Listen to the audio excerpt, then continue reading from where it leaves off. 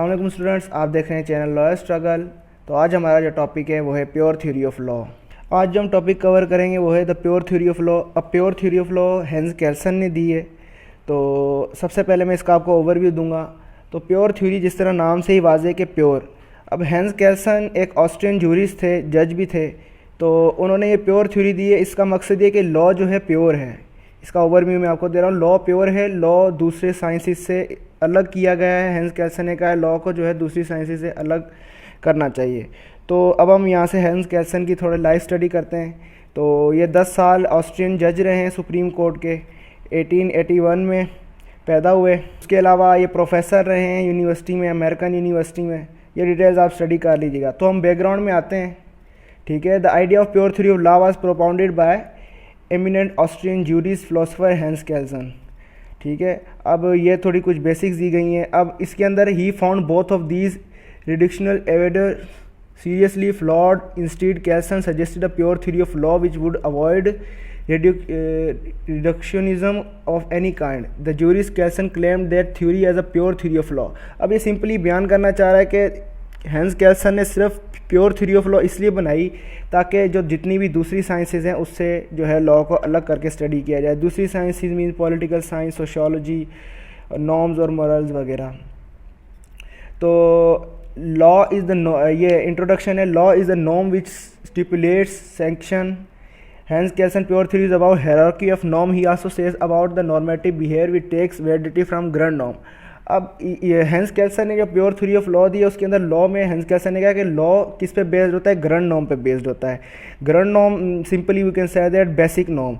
अब basic norm पे norm जो है लॉ बेस्ड होता है। अब उसी नॉर्म से दूसरे नॉर्म्स ड्राइव होते हैं। सबसे पहले ग्रैंड नॉर्म होता है, उसके बाद उसी ग्रैंड नॉर्म के बाद दूसरे नॉर्म्स के साथ ये कनेक्टेड होता है।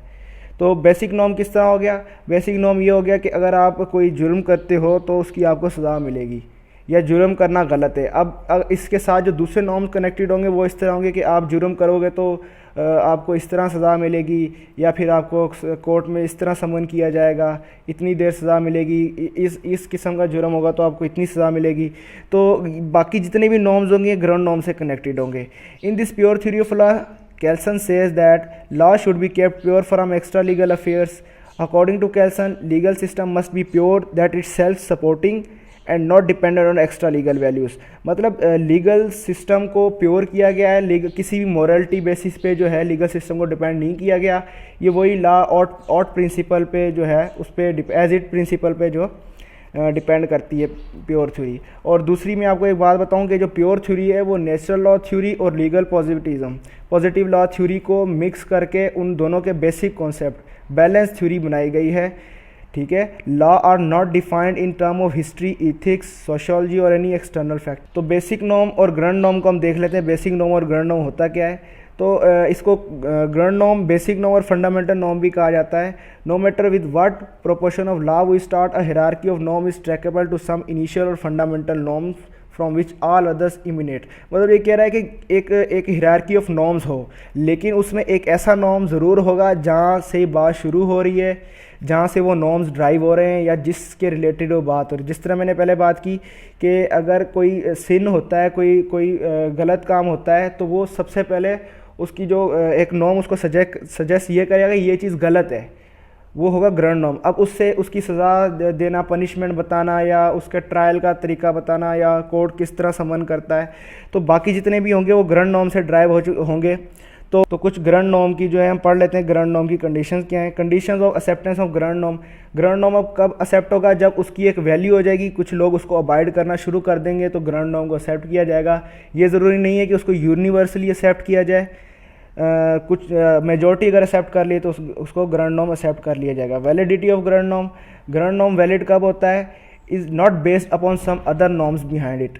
ये डिपेंड नहीं करता कि उसके कितने नॉर्म्स उसके बिहाइंड उसको सपोर्ट कर रहे हैं। जिस तरह मैंने बताया कुछ और नॉर्म्स जो है जनरेट होते हैं ग्रैंड नॉर्म से। Rather its validity to be assumed, thus one can not point out some other norms in order to declare the grand norm valid, but grand norm can be use to verify other laws. मतलब grand norm की validity के लिए उसके जो बकाया जो हैं उसकी ब्रांच में जो नॉर्म्स हैं उनको आप नहीं कर सकते कि ये इसकी वैलिडिटी कर रहे हैं, बल्कि ग्रैंड नॉर्म खुद को वेरीफाई खुद करता है। ठीक है। अब अल्टरिंग ग्राउंड नॉर्म से मुराद ये है कि ग्राउंड नॉर्म अगर जो है वीक हो जाए तो उसका क्या होगा, तो हम लेजिस्लेशन करेंगे, ग्राउंड नॉर्म हम चेंज कर देंगे, वो ग्राउंड नॉर्म हम पुराना ख़त्म कर सकते हैं और दूसरा ला सकते हैं। Silent feature of pure theory कहती क्या है, लॉ एज अ साइंस। ठीक है, ये लॉ एज अ साइंस तो पहले भी था, लेकिन लॉ को दूसरी साइंसेस के साथ बहुत ज़्यादा कंफ्यूज किया जाता था। तो केल्सन प्योर थ्योरी, जिस तरह नाम से ही वाज़े कि लॉ को एक प्योर सब्जेक्ट करार दिया गया है। लॉ को कहते हैं जनाब पॉलिटिकल साइंस और सोशियोलॉजी और एनी अदर मॉरल साइंस के साथ स्टडी ना करें, लॉ एक अलग है, law is as it is है। ठीक है, सोशियोलॉजी मॉरल चीज़ों में बेस्ड करती है, ऐसा होना चाहिए, ऐसा नहीं होना चाहिए, ऐसा होना चाहिए था, लेकिन लॉ कहता है अगर एक चीज़ एज इट इज़ है तो उसको एज इट इज़ फॉलो किया जाए। ठीक है, और दूसरा ये कहते हैं लॉ एज नॉर्मेटिव साइंस। अब इधर साइंस तो है, एक अलग सब्जेक्ट भी है, लेकिन लॉ एज नॉर्मेटिव साइंस। अब इधर नेचुरल लॉ थ्योरी का टच है, थोड़े बहुत नॉर्म्स। इधर प्योर थ्योरी ये बताती है कि लॉ को बिना नॉर्म्स के भी नहीं रखा जा सकता और नॉर्म्स के अंदर भी नहीं रखा जा सकता। तो हमने नॉर्म्स के साथ लॉ को रखना है, नॉर्म मोरल्स से हटा के लॉ को एक अलग रखना है, लेकिन उसमें नॉर्मेटिव टच होगा एज अ पॉजिटिव लॉ। अब पहले हमने नॉर्मेटिव मतलब नेचुरल लॉ की टच दी, अब हम पॉजिटिव लॉ की टच देंगे। Kelsen introduce his theory as a being of theory of positive law.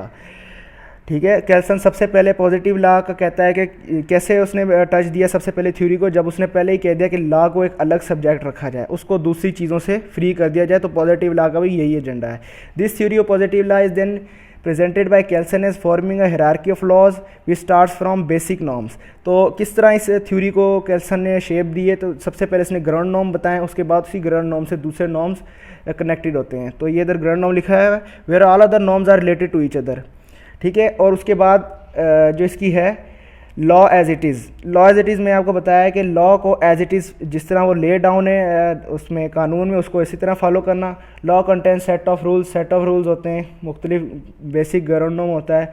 Law and morality, केल्सन जो है लॉ और मोरालिटी को थोड़ा अलग करता है, लेकिन ये नहीं कहता कि लॉ जो है मोरालिटी के ऊपर बेस नहीं होना चाहिए, लेकिन लॉ मोरालिटी साइंस से अलग होना चाहिए। Is an integral part of prevention of the pure theory of law, the application of law in order to be protected from moral influence or political influences needed to be safeguarded by its separation from sphere of conventional moral influence or political influence। इसका ये कहता है कि political influence और conventional influence से law को अलग किया जाए। केल्सन ये डिने नहीं करता, Kelsen did not deny that moral discussion was still possible.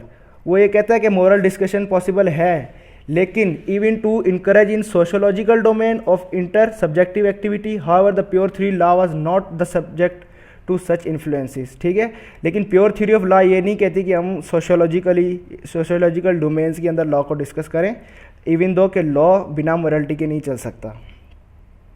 तो theory of law should be uniform, मतलब हर ज़माने और हर लोगों के लिए थ्योरी ऑफ लॉस एक जैसी होनी चाहिए। Law is out proportion, a norm is proposition और a statement if A happens B is ought to happen.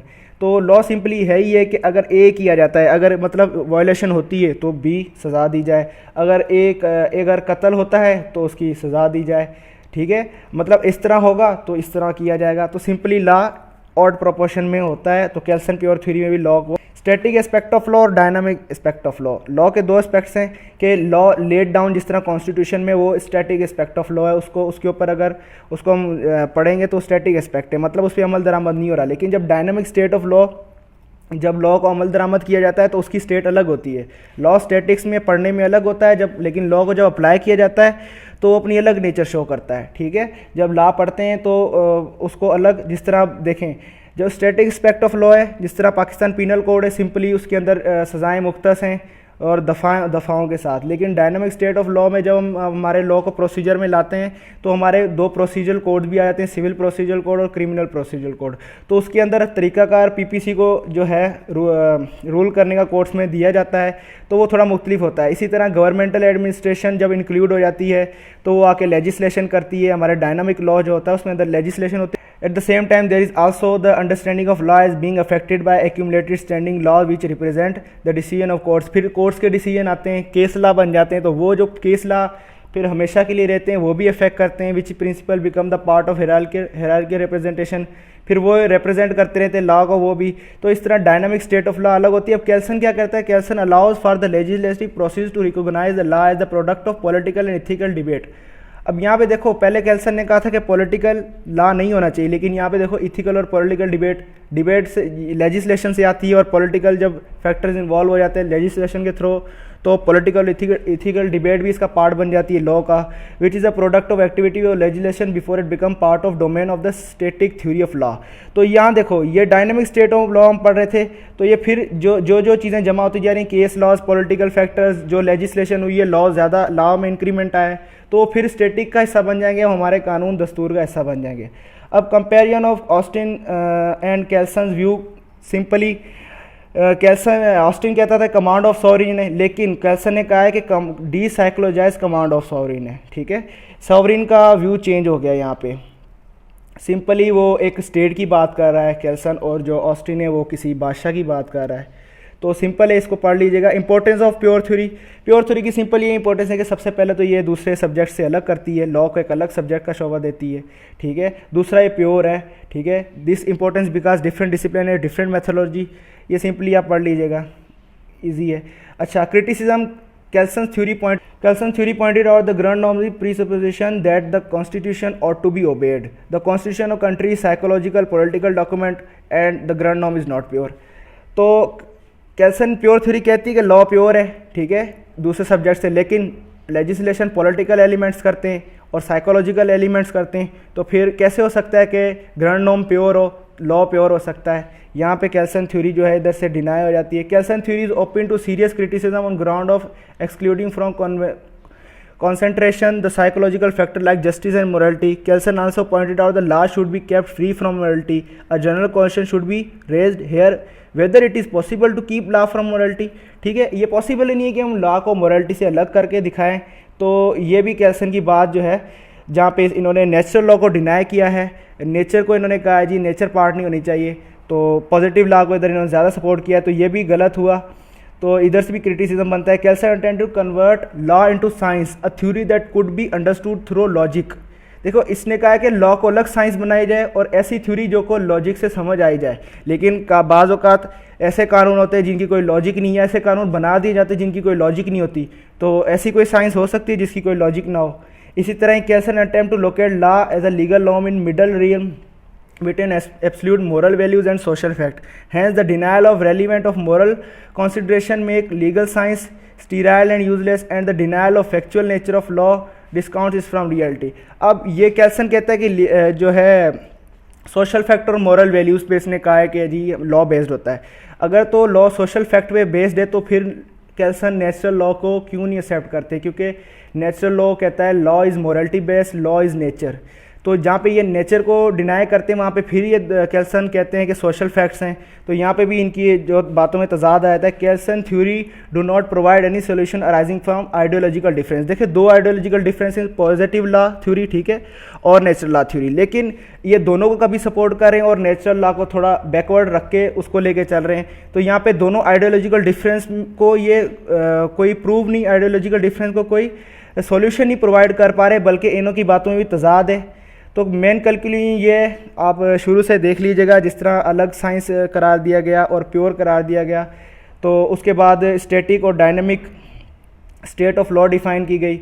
उसके बाद in other aspect of Kelsen theory it represent. अच्छा, तो यही यहाँ पे कंक्लूड करते हैं, तो यहाँ पे कंक्लूजन ख़त्म होती है। शुक्रिया।